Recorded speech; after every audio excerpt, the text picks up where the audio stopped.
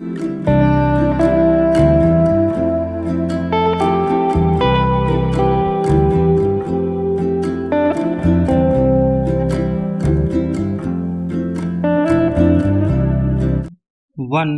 To three start.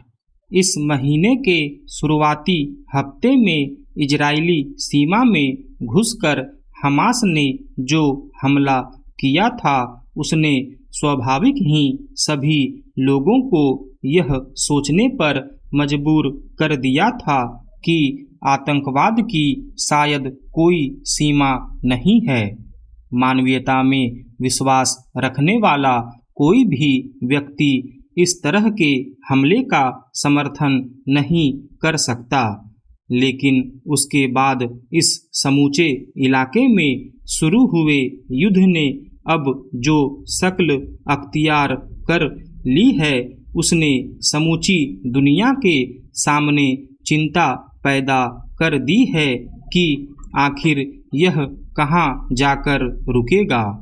Hamas के हमले में बड़ी तादाद में इजरायली मारे गए थे। अब उसके प्रतिकार में इजराइल जिस तरह हमला जारी रखे हुए है उसमें दावा यही किया जा रहा है कि निशाने पर हमास के आतंकवादी हैं, मगर हकीकत यह है कि गाजा पट्टी में लगातार बमबारी की वजह से बड़े पैमाने पर आम नागरिक मारे जा रहे हैं। सवाल है कि क्या युद्ध के दौरान देशों के लिए बने अंतर्राष्ट्रीय कानूनों और सीमाओं का ख्याल रखना किसी पक्ष के लिए जरूरी नहीं रह गया है।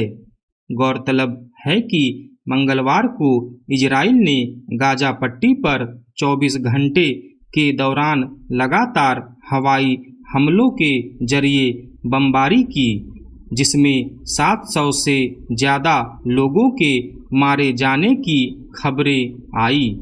गाजा पर इजरायली बमबारी में एक दिन में मरने वालों की यह अब तक की सबसे बड़ी संख्या है। हालांकि इजराइल का कहना है कि उसने हमास के ठिकानों पर हमले किए हैं, लेकिन सवाल है कि इतनी बड़ी तादाद में आम लोगों को शिकार बनाने से किसका और किस तरह का मकसद पूरा हो रहा है।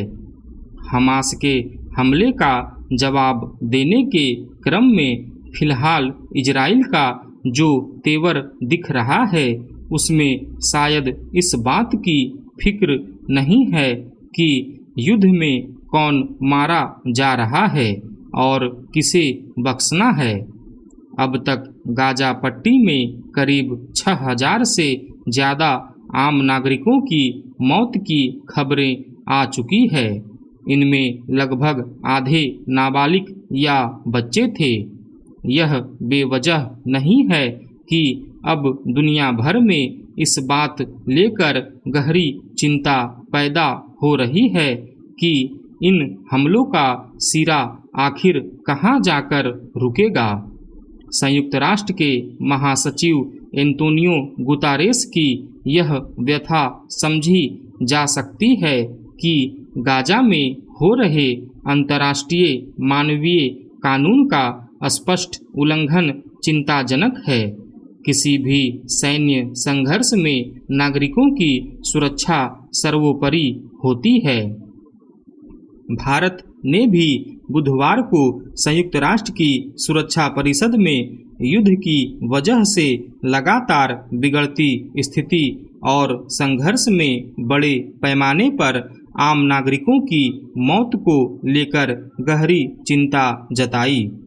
भारत ने सभी पक्षों से शांति के लिए आवश्यक परिस्थितियां बनाने, तनाव कम करने और हिंसा से बचने सहित सीधी बातचीत फिर से शुरू करने की दिशा में काम करने का आग्रह किया।